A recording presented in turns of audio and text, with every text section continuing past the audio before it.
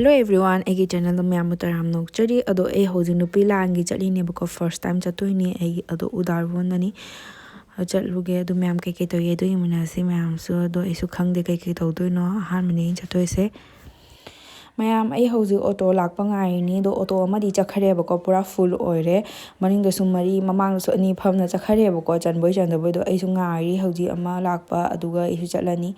Yawre mayam hogi auto mafam sigi mayam manipura lekitaba mayam singi sardanjali tauba aduga change manungda sign ga tawye ko koi lakpa kana kana lakpa singi sign ga tawraga de manungda change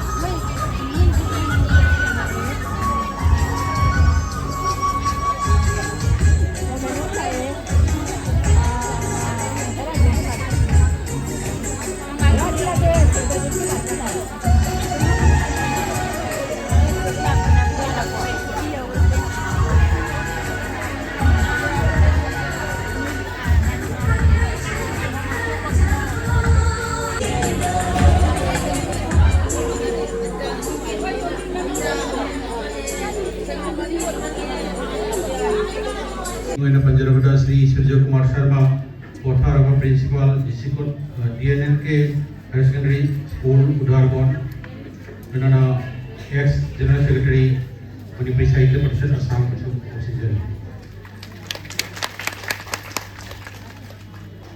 मथंगसिदि आइगिनाव नासेफम Sanahal Singh president AMSU central committee आइगिनाव बुसु officer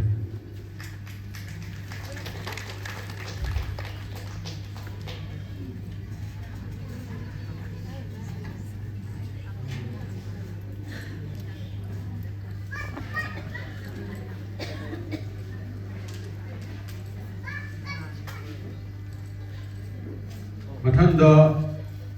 आइगियाम्बा Shri Thanjam Prajen Singh president माइफा बुसु officer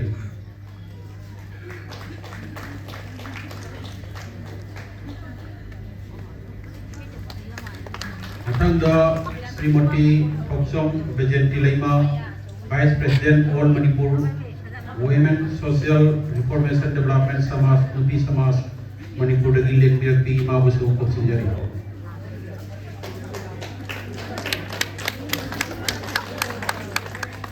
मथंगदा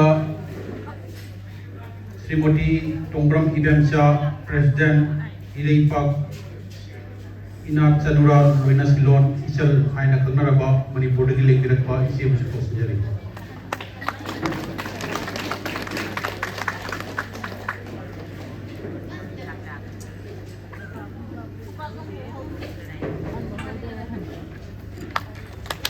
मथंगदी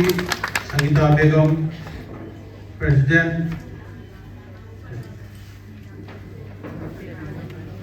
तुरी यम्बेम मथंगदी श्रीमती यम्बेम मोहन लैमा कमी सिंगमी मणिपुर दगी लेंबिरपी मा बुसु ऑफिसर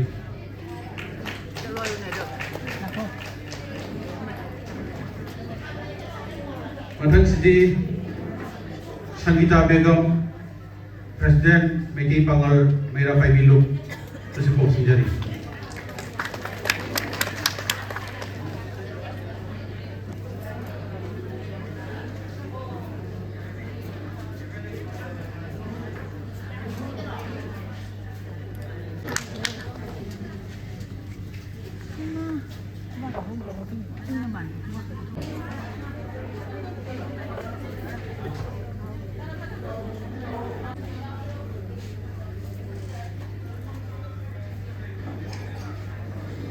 मथंगदा उपसगे Deepa Singh Mani Priya Singh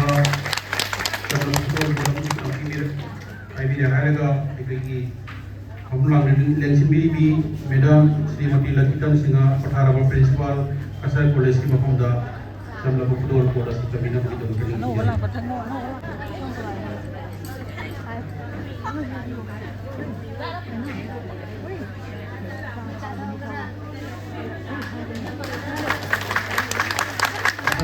Nalaima Mari Elizabeth Sanu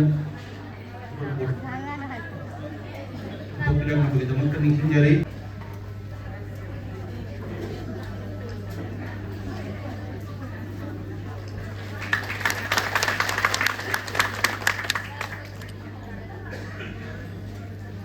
Tanda Ranjita Sinha amadi Susmita Sinha sinjari photo board asi All Assam Manipuri Students Union Amsugi Central Committee ki President Abini Bhai Ginau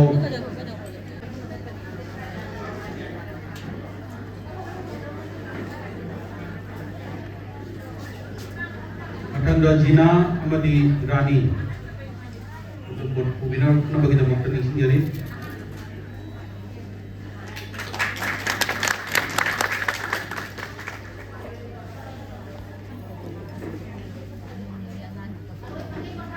Untuk produksi termina bagi dapat Regia Ba Tangjung Project Sinha President Mai Pagi maupun untuk produksi termina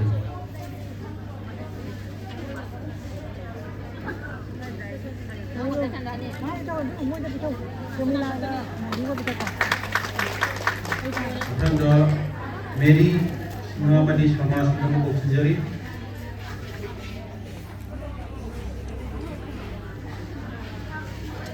Untuk produksi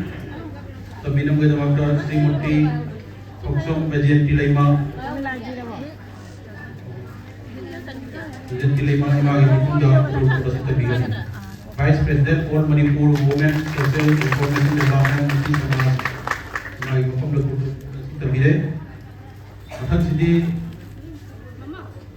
Ayel amadi puja bentuk dirangkang di dapat produksi sendiri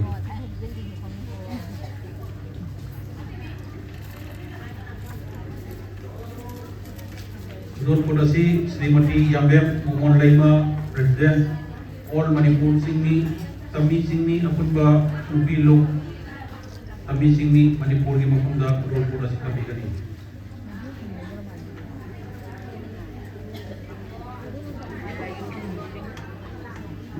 Matang jadi Bukika Suna Amadi Nabonita Sarma Menurut Paikiran Rangkong Nama kita waktu ini sendiri Menurut Produksi Srimati Tonggram Imemcha President Iripak Inat Sanura Loina Silon Sigi Mapamda Menurut Produksi Tambigani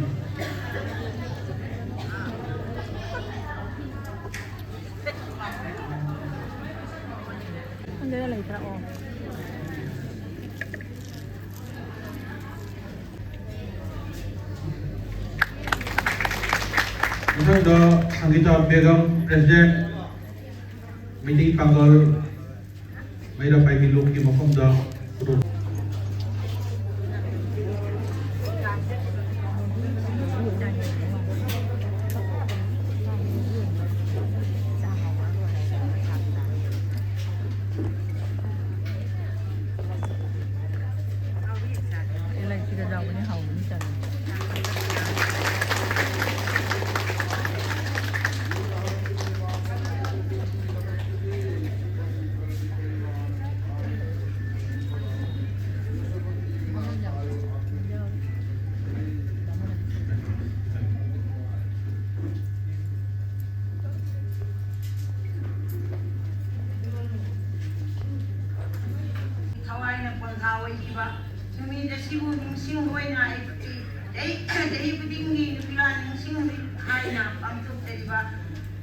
Pangtuk taduna lagi ngasisu pangtuk ni matunda sobe pangtuk tuna dun tata kani adugi asama apa puna makna mayam puna makna apuna administrasi loi ban air loi daba awam ni hai na mayam na asiu losan digani ade ngasi lengbi lego mayam waina nusi na taam na opja bagal waina na mayam na lai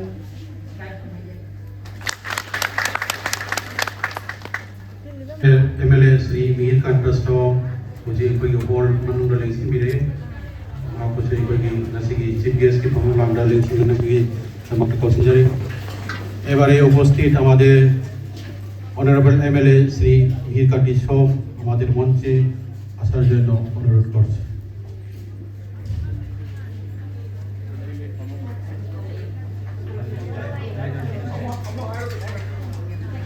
এবারে উপস্থিত আমাদের honourable MLA Shri Mihir কান্তি সব মহাশয় George Asarjano Honoris Causa.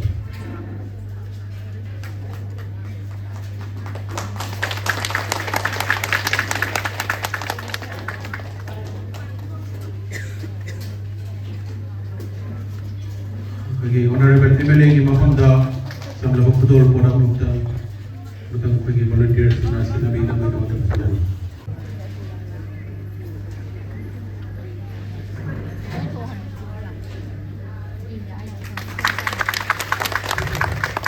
तो लेना ना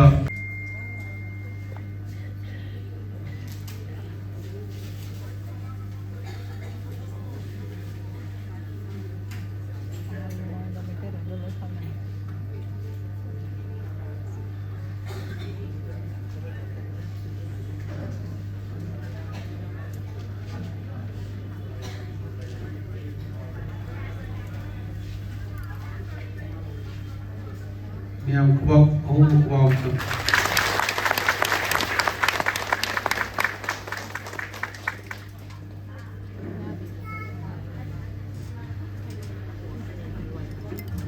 Akan cari lagi kasih matang dah mati kasih orang masih kenapa bagi orang lagi marakta bagi wajah menjadi imam Indra Babu Mothara bagi culture officer Sina ngasih lagi kasih matang dah mati kasih orang masih matang dah wapam kerat tapi dalam kita berada pun sendiri.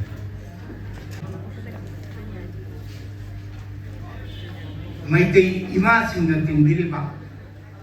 ujo badayan nungai dei ngasigi marfu mari supa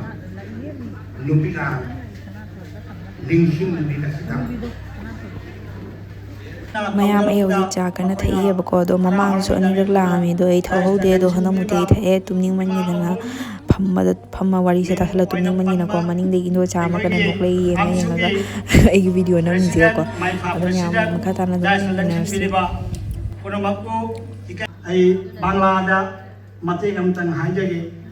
ai di historian sunati ado asidi itihas ta jumham oiraga nga da ba hanni adubu ai itihas bit aman nataba maramna ai le sum kham de ba khar khaktang oina ai gi banglada mate gam thamjage asi irol gi thodanga mirol da wangani haibagi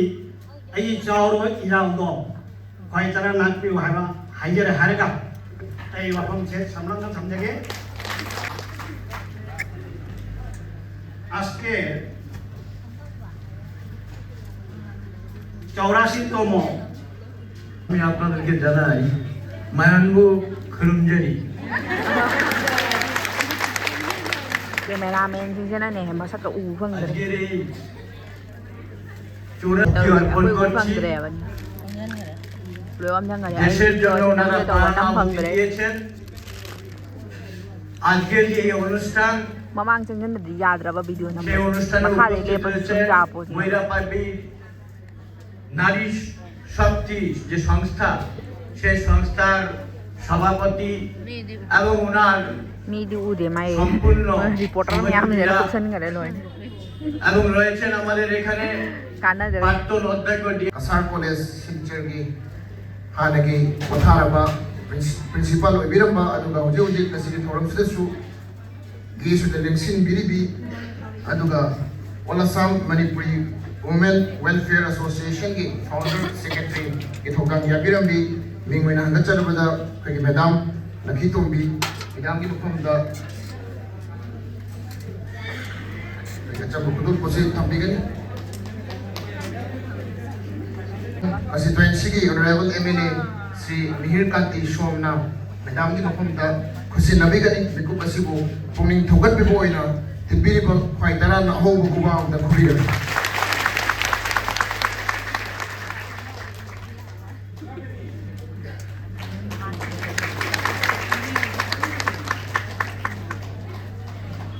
बसिगे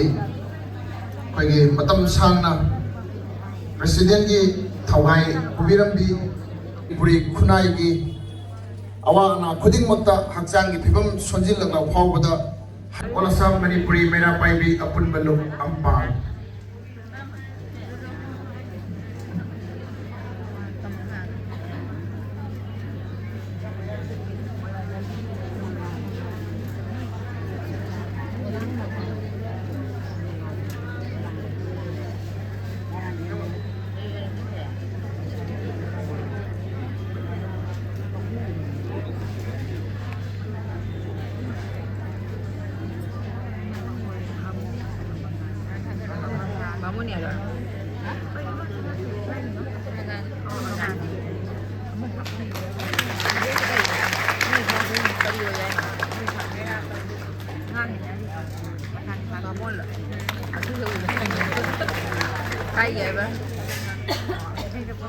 ꯊꯥꯒꯠꯆꯔꯤ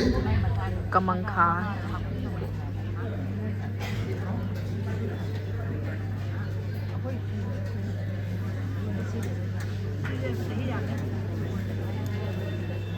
ꯃꯊꯪꯗ ꯑꯩꯈꯣꯏꯒꯤ ꯃꯇꯝ ꯁꯥꯡꯅ ꯑꯝꯄꯥꯟ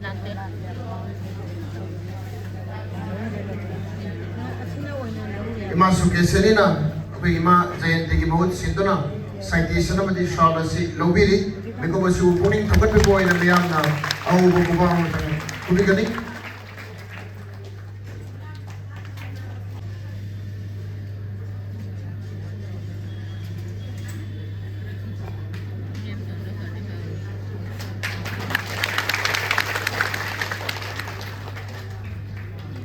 ꯊꯥꯒꯠꯆꯔꯤ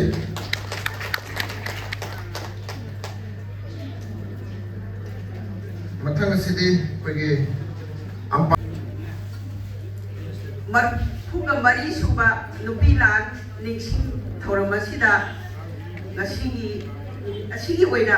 ꯃꯌꯥꯏ ꯇꯥꯡꯕꯟꯗ ꯂꯦꯡꯁꯤꯟꯕꯤꯔꯤꯕ ꯂꯣꯏꯅꯅ ꯉꯁꯤꯒꯤ ꯐꯪꯁꯟ ꯄ꯭ꯔꯖꯥ ꯅꯨꯄꯤ ꯑꯃꯗꯤ ꯄ꯭ꯔꯖꯥ ꯃꯤꯌꯥꯝꯅ ꯍꯧꯔꯛꯇꯅ ꯑꯉꯝꯕ ꯈꯨꯠꯂꯥꯏ ꯄꯥꯏꯗꯅ ꯃꯤꯌꯥꯝ ꯑꯩꯈꯣꯏꯁꯦ ꯑꯗꯨꯛꯀꯤ ꯃꯇꯤꯛ ꯋꯥꯅ ꯑꯩꯈꯣꯏ ꯀꯔꯤ ꯊꯣꯛꯑꯒꯕ ꯀꯔꯤ ꯇꯧꯔꯒꯕ ꯏꯟꯗꯤꯌꯥ ꯁꯔꯀꯥꯔꯒ ꯃꯅꯤꯄꯨꯔ ꯁꯔꯀꯥꯔꯒ ꯈꯜꯂꯤꯕ ꯋꯥꯈꯜꯂꯣꯟ ꯄ꯭ꯔꯖꯥ ꯑꯩꯈꯣꯏꯅ ꯊꯝꯃꯤꯕ ꯃꯤꯠꯌꯦꯡ ꯑꯁꯦ ꯃꯆꯥ ꯃꯁꯨ ꯄ꯭ꯔꯖꯥ ꯑꯁꯨꯛ ꯌꯥꯝꯅ ꯁꯤꯔ ꯐꯥꯎꯗ ꯀꯔꯤꯒꯨꯝꯕ ꯅꯨꯡꯁꯤꯕ ꯑꯃ ꯐꯥꯎꯗꯕ ꯀꯔꯤꯒꯨꯝꯕ ꯋꯥꯍꯩ ꯑꯃ ꯍꯥꯏꯔꯛꯇꯕꯁꯤꯅ ꯆꯃꯝꯅꯕ ꯑꯣꯏꯅ ꯑꯩꯈꯣꯏ ꯉꯁꯤ ꯇꯨꯝꯗ ꯆꯥꯗꯅ ꯁꯣꯔꯣꯛꯇ ꯂꯝꯖꯥꯎꯗ ꯆꯤꯡꯌꯥ ꯇꯝꯌꯥꯗ ꯀꯨꯀꯤꯁꯤꯡꯁꯤꯅ ꯂꯥꯟ ꯂꯣꯏꯕꯗꯤ ꯂꯥꯏꯔꯗꯅ ꯈꯔ ꯂꯩꯔꯒ ꯇꯦꯠ ꯇꯦꯠ ꯈꯤꯇ ꯀꯥꯞꯄꯛꯄꯤ ꯈꯨꯟ ꯉꯥꯛꯄꯁꯤꯡꯁꯤꯅ ꯂꯩꯃ ꯀꯗꯣꯝꯗꯅꯣ ꯀꯗꯣꯝ ꯃꯥꯏꯀꯩꯗꯅꯣ ꯄꯨꯟꯅ ꯆꯦꯟꯊꯣꯛꯇꯅ ꯃꯥꯏꯀꯩ ꯌꯦꯡꯗꯅ ꯌꯥꯝꯅ ꯋꯥꯅ ꯂꯩꯍꯧꯔꯤ ꯃꯅꯤꯄꯨꯔ ꯑꯗꯨꯅ ꯏꯃꯥ ꯏꯕꯦꯟꯁꯥ ꯑꯩꯈꯣꯏ ꯅꯨꯡꯁꯤꯅꯕ ꯑꯗꯨꯒ ꯁꯤꯗ ꯂꯩꯕꯤꯔꯤꯕ ꯂꯝꯗꯝꯁꯤꯒꯤ ꯄ꯭ꯔꯖꯥ ꯃꯤꯌꯥꯝ ꯄꯨꯝꯅꯃꯛꯁꯨ ꯑꯃꯒꯤ ꯑꯋꯥꯕ ꯃꯇꯦꯡ ꯄꯥꯡꯅꯗꯅ ꯉꯁꯤ ꯇꯥꯔꯤꯕ ꯃꯅꯤꯄꯨꯔꯒꯤ ꯄ꯭ꯔꯖꯥ ꯃꯤꯌꯥꯝꯒꯤꯁꯤꯒꯤ ꯃꯇꯦꯡ ꯄꯤꯅꯕꯤꯗꯅ ꯑꯗꯨ ꯑꯗꯥ ꯍꯥꯏꯕ ꯂꯩꯅꯗꯅ ꯑꯃꯠꯇ ꯑꯣꯏꯅ ꯑꯆꯦꯠꯄ ꯊꯃꯣꯏꯒ ꯂꯦꯞꯃꯤꯟꯅꯔꯒ ꯑꯩꯈꯣꯏ ꯏꯆꯥ ꯏꯁꯨ ꯂꯩꯕꯥꯛꯀꯤꯗꯃꯛꯇꯅꯦ ꯑꯆꯦꯠꯄ ꯋꯥꯔꯦꯞ ꯂꯧꯃꯤꯟꯅꯔꯒ ꯑꯃꯠꯇ ꯑꯣꯏꯅ ꯄꯨꯟꯅ ꯊꯧꯗꯥꯡ ꯌꯥꯃꯤꯟꯅꯁꯤ ꯍꯥꯏꯕꯁꯦ ꯇꯦꯟꯇꯛꯅ ꯊꯝꯖꯔꯒ ꯑꯩ ꯂꯣꯏꯁꯤꯟꯖꯔꯤ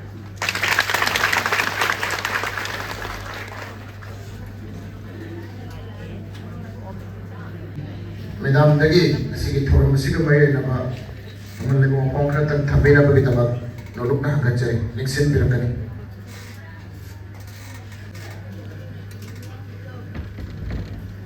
ꯉꯁꯤꯒꯤ ꯆꯤꯡ ꯂꯦꯝꯂꯕ ꯃꯔꯐꯨ ꯃꯔꯤ ꯁꯨꯕ ꯅꯨꯄꯤ ꯂꯥꯟ ꯅꯤꯡꯁꯤꯡ ꯑꯁꯤꯗ ꯂꯦꯡꯕꯤꯔꯛꯂꯤꯕ ꯏꯆꯤꯟ ꯏꯅꯥꯎ ꯃꯌꯥꯝꯁꯤꯡ ꯂꯣꯏꯅꯅ ꯃꯌꯥꯏ ꯇꯥꯡꯕꯟꯗ ꯂꯧꯕꯤꯔꯤꯕ ꯏꯆꯦ ꯏꯕꯦꯝꯃ ꯕꯦꯅꯤ ꯃꯤꯁ꯭ꯔꯥ ꯑꯣꯖꯥ ꯁꯨꯔꯖꯀꯨꯃꯥꯔ ꯁꯔꯃ ꯃꯅꯤꯄꯨꯔꯗꯒꯤ ꯂꯦꯡꯕꯤꯔꯛꯂꯤꯕ ꯏꯆꯤꯟ ꯏꯅꯥꯎꯁꯤꯡ ꯏꯆꯦ ꯏꯕꯦꯝꯃ ꯃꯉꯣꯟ ꯍꯧꯖꯤꯛꯇ ꯍꯥꯏꯕꯤꯔꯛꯄ ꯖꯌꯟꯇꯤ ꯅꯆꯤꯡꯕ ꯄꯨꯝꯅꯃꯛꯄꯨ ꯑꯩꯍꯥꯛꯅ ꯏꯀꯥꯏ ꯈꯨꯝꯅꯖꯩ ꯑꯃꯔꯣꯝꯗ ꯅꯨꯡꯉꯥꯏꯕ ꯍꯥꯏꯒꯗ꯭ꯔꯥ ꯑꯃꯔꯣꯝꯗꯅ ꯅꯨꯡꯉꯥꯏꯇꯕ ꯍꯥꯏꯒꯗ꯭ꯔꯥ ꯑꯗꯨꯒꯨꯝꯕ ꯅꯨꯃꯤꯠ ꯑꯃꯅꯤ ꯍꯥꯏꯅ ꯑꯩꯅ ꯂꯧꯖꯩ ꯑꯗꯨꯕꯨ ꯃꯤꯌꯥꯝꯒꯤ ꯑꯁꯤꯒꯨꯝꯕ ꯍꯔꯥꯎ ꯇꯌꯥꯝꯅ ꯂꯥꯛꯇꯅ ꯉꯁꯤꯒꯤ ꯊꯧꯔꯝ ꯑꯁꯤꯕꯨ ꯃꯄꯨꯡ ꯐꯥꯍꯟꯈꯤꯒꯅꯤ ꯍꯥꯏꯅ ꯂꯥꯛꯄꯤꯔꯤꯕꯁꯤꯅ ꯑꯅꯧꯕ ꯊꯧꯅꯥ ꯂꯤꯡꯖꯦꯜ ꯑꯃ ꯅꯨꯄꯤꯁꯤꯡꯗ ꯍꯥꯞꯀꯠꯄꯤꯔꯤ ꯂꯣꯏꯅꯅ ꯇꯨꯡꯗ ꯍꯧꯔꯛꯂꯤꯕ ꯑꯉꯥꯡꯁꯤꯡ ꯄꯨꯝꯅꯃꯛꯇꯁꯨ ꯉꯁꯤꯒꯤ ꯊꯧꯔꯝ ꯑꯁꯤ ꯇꯨꯡ ꯀꯣꯏꯅ ꯂꯩꯍꯧꯒꯅꯤ ꯃꯤꯇꯩꯒꯤ ꯏꯇꯤꯍꯥꯁꯀꯤ ꯃꯌꯦꯛ ꯂꯥꯔꯕ ꯈꯨꯗꯝ ꯑꯃꯅꯤ ꯍꯥꯏꯅ ꯑꯩꯅ ꯂꯧꯖꯩ ꯍꯧꯖꯤꯛ ꯑꯩꯈꯣꯏꯒꯤ ꯊꯥꯛꯀꯤ ꯃꯃꯥꯡꯗ ꯑꯩꯈꯣꯏꯒꯤ ꯇꯥꯗ ꯏꯟꯗ꯭ꯔꯕꯥꯕꯨꯅꯁꯨ ꯍꯥꯏꯕꯤꯈ꯭ꯔꯦ ꯉꯁꯥꯏꯒꯤ 1994ꯗ ꯊꯣꯛꯈꯤꯕ ꯑꯍꯥꯟꯕ ꯅꯨꯄꯤ ꯂꯥꯟꯒꯤ ꯏꯍꯧ ꯂꯥꯟ ꯃꯪꯒꯠꯄꯤ ꯅꯨꯄꯤꯁꯤꯡꯗꯨꯒꯤ ꯊꯧꯅꯥ ꯂꯤꯡꯖꯦꯜ ꯃꯈꯣꯏꯒꯤ ꯃꯁꯥꯗ ꯌꯥꯎꯔꯤꯕ ꯁ꯭ꯄꯤꯔꯤꯠ ꯃꯇꯝꯗꯨꯒꯤ ꯕ꯭ꯔꯤꯇꯤꯁꯀꯤ ꯁꯨꯇꯔ ꯁꯥꯍꯦꯕ ꯍꯥꯏꯅ ꯈꯪꯅꯕ ꯃꯥꯒꯤ ꯔꯦꯁꯤꯗꯦꯟꯁꯤꯗꯨ ꯁꯛꯈꯪꯗꯕ ꯃꯤꯑꯣꯏꯁꯤꯡꯅ ꯃꯩ ꯊꯥꯗꯣꯛꯑꯝꯃꯒ ꯃꯔꯥꯜ ꯂꯩꯖꯗ꯭ꯔꯕ ꯃꯤꯇꯩꯒꯤ ꯏꯆꯤꯟ ꯏꯅꯥꯎ ꯅꯨꯄꯥꯁꯤꯡ ꯏꯕꯨꯡ ꯅꯨꯄꯥꯁꯤꯡꯗ ꯅꯈꯣꯏꯅ ꯑꯗꯨꯗꯒꯤ ꯏ ꯄꯨꯔꯛꯀꯗꯕꯅꯤ